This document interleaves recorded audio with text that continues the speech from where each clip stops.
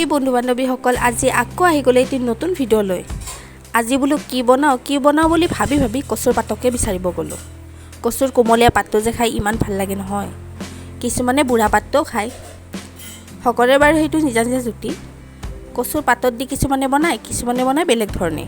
মই কেনেকৈ বনাওঁ আপোনালোকক আজি সেইটো দেখাম।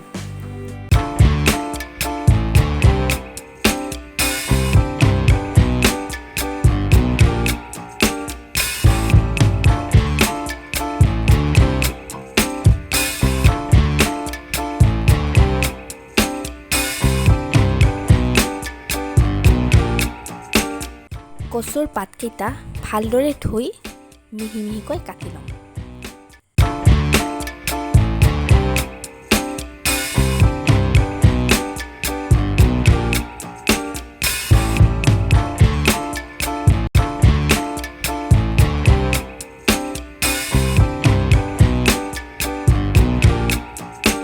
তাৰ পাছত আদা, নহৰু, জলকীয়াখিনি ধুনীয়াকৈ পটাত মিহি কৰি লওঁ।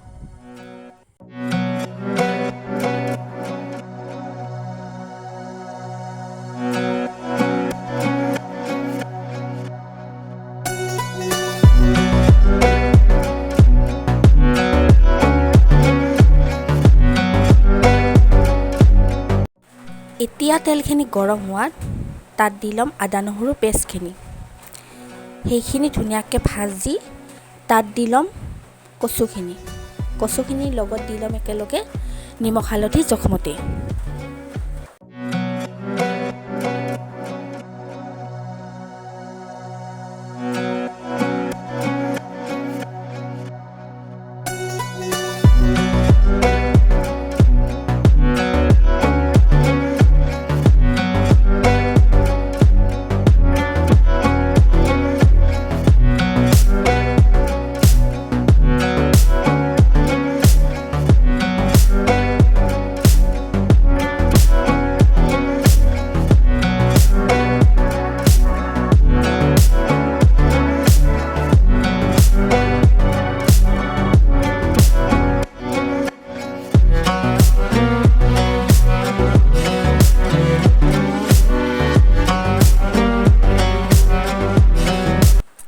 সেইখিনি ধুনীয়াকৈ ভাজি তাত দি ল'ম অকণমান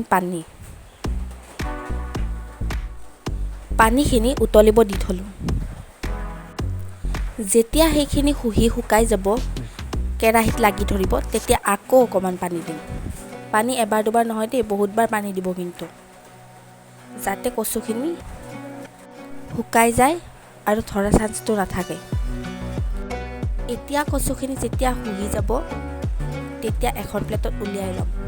কচুত আপোনালোকে টেঙাও দিব পাৰে, মাছো দিব পাৰে, সেইটো নিজা নিজা কথা। মই যে সাধাৰণভাৱে বনাইছোঁ। চাওকচোন দেখিবলৈ ধুনীয়া হৈছেনে? খাবলৈ কিন্তু মজা লাগে। তেন্তে আজি আহিলোঁ, বাই বাই।